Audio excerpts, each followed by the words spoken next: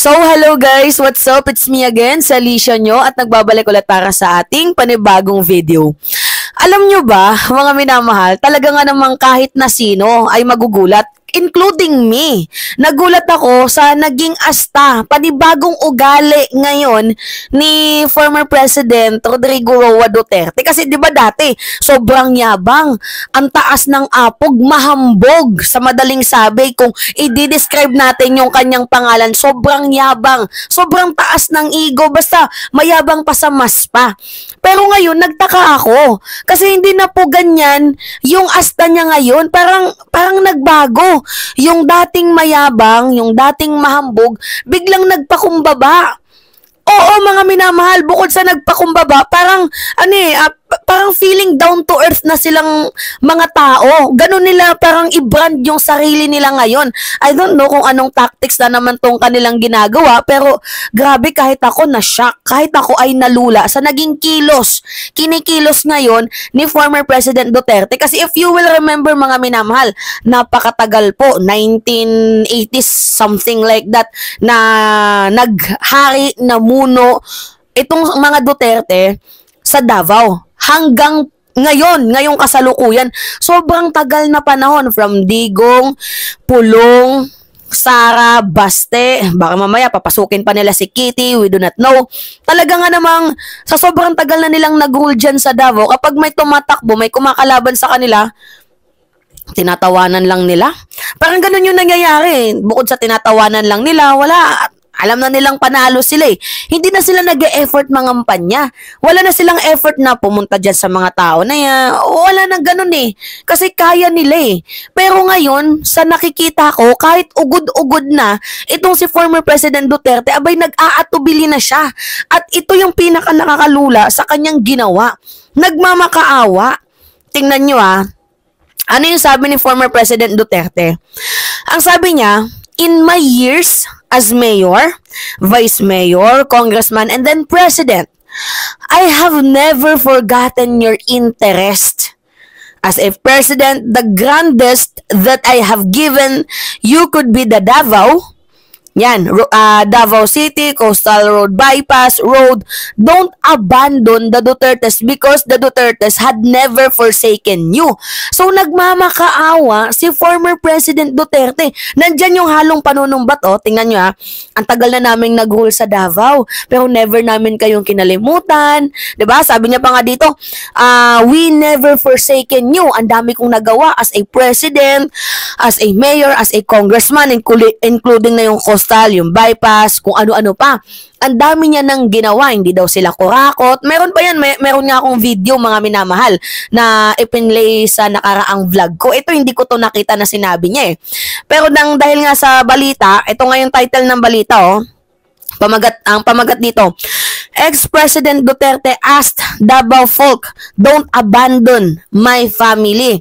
So, i-search nyo na lang yung yung balita ng Inquirer, makikita nyo na itong si former President Duterte ay nagmamakaawa. By the way, ang sabi ni Digong, ang dami kong nagawa sa inyo. Never namin kayong iniwan, kaya sana wag nyo din abandonahin yung pamilya namin. Nakikita nyo, mga minamahal, parang nagbago ng ihip ng hangin. Itong si former President Duterte, para na siyang yung normal na nangangampanya na gustong manalo. Yung hindi na siya gumagamit ng hambog, ng yabang, parang himala. Parang patas siyang nakikipaglaban ngayon. Napapansin ninyo na parang binabaan niya yung kanyang kayabangan. Pero sa tingin ko, mga minamahal, ngayon lang to eh. Ngayon lang to na nagmamakaawa si Digong, and after nyan manalo, pustahan tayo 100%.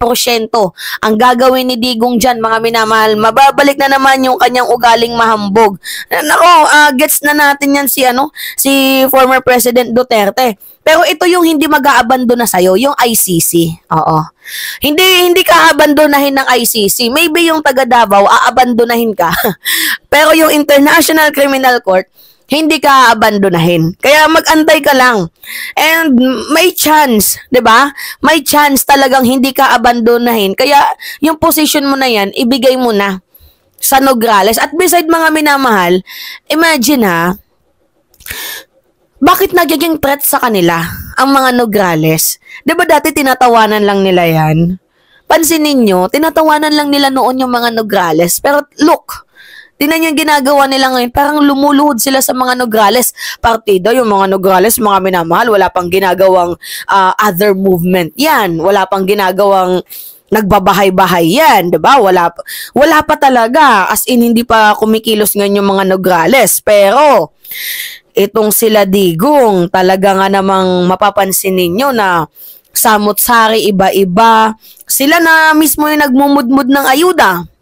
Kung mapapansin ninyo, 'di ba? Si Digong, si Sara, na dapat in the first place itong si former President Duterte nagpapahinga na kasi gawa nga po ng matanda na. Pero tingnan niyo ngayon, 'di ba? Nagmamakaawa, nakikiusap, nagpapakumbaba, binababa yung self-esteem, yung ego, 'di ba? Sorry, binababa niya yung ego niya para po kaawaan sila, para po iboto. Himala. Kaya nga sabi ko, himala, iba po yung naging kilos ngayon ni Digong. 'Di ba, compare nung mga nakaraan. Kasi nung mga nakaraan, alam nyo naman, 'di ba, pag may kalaban, tinatawanan lang nila, wala yan, hindi yan aabante sa akin. Ganon sila. Kumbaga, parang alam na nila na maluluto na agad yung laban kasi may makinarya sila eh. Pero ngayon, iba. Iba mga minamahal. Yung kinikilos nila parang nagmamakaawa na something na dapat silang iboto. Kahit ang tagal na nila sa politika, gusto pa din nila sila. Ano ba yung meron? Ba't hindi nyo maiwan-iwan yung Davao? At ang nakakapagdaka dito mga minamahal, lagi na lang yung platform nila, peace and order. Wala bang iba? Puro na lang ba peace and order? Kasi imagine mga minamahal, bakit ka magpi-peace and order na yung Davao safe place naman? Although, i-include na lang natin na syempre dapat hindi mawala yon kasi baka bumalik yung mga drug lord. Pero, ang problema kasi dito, bakit yan na lang lagi yung platform nyo? Wala na kaming ibang naririnig. Lagi na lang peace and order. Bakit? Madami bang adik sa Davao?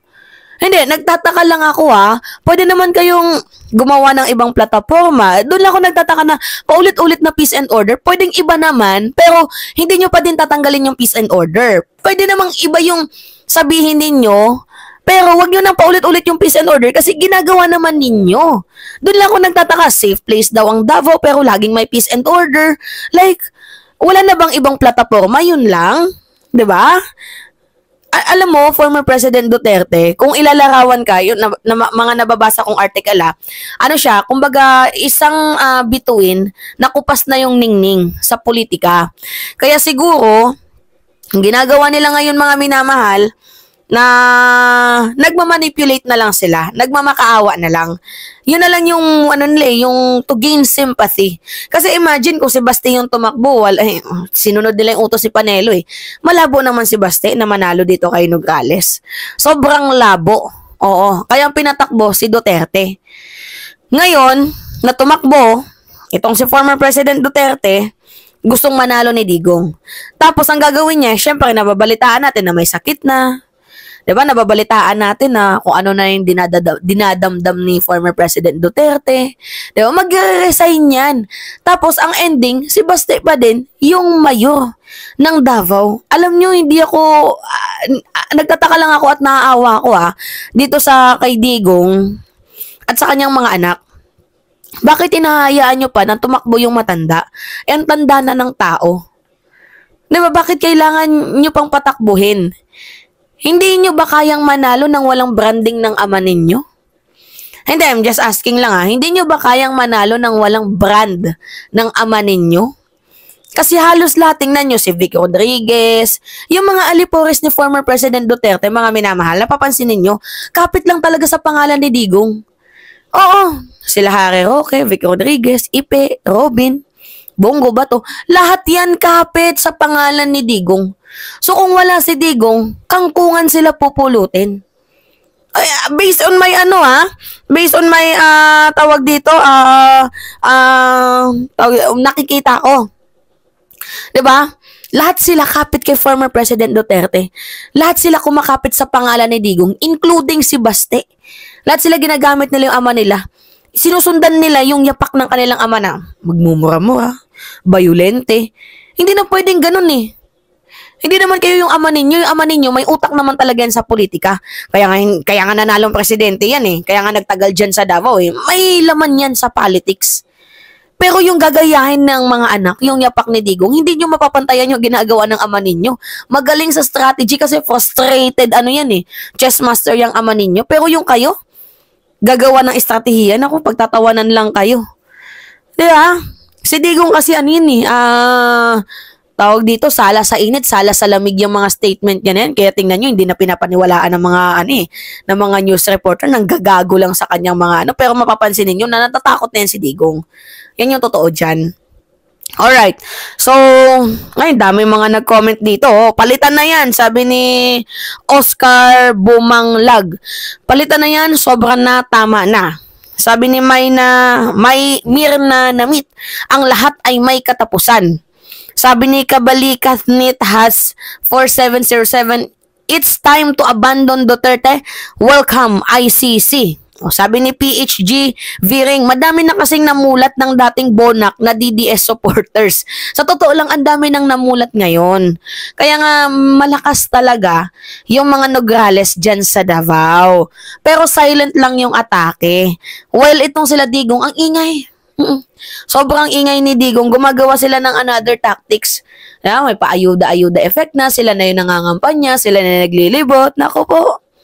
Kaya napaghalataan na, kinakabahan na tong mga ano na to, itong pamilyang to. Kaya sila na mismo yung nag-aabot sa mga tao na dati siguro inuutos lang nila or baka wala pa silang mga pa-souvenir, baka ngayon nga lang to nila ginagawa eh. Kasi alam nila mga minamahal na pag hindi nakita yung presence nila, loser sila. Sa tingin ko ngayon, medyo may laban si Digong. Kaya nga tumatrabaho si Duterte. Pero alam naman ninyo na nasa administrasyon ng mga Nograles. Yeah? O baka tulungan. Hindi natin alam. Yeah? So we do not know lang. So yun po mga minamahal. Kayo po, ano ang masasabi ninyo? Anyway, it's me again, si Alicia nyo, at nagbabalik ulit para sa ating panibagong video. Maraming salamat mga minamahal.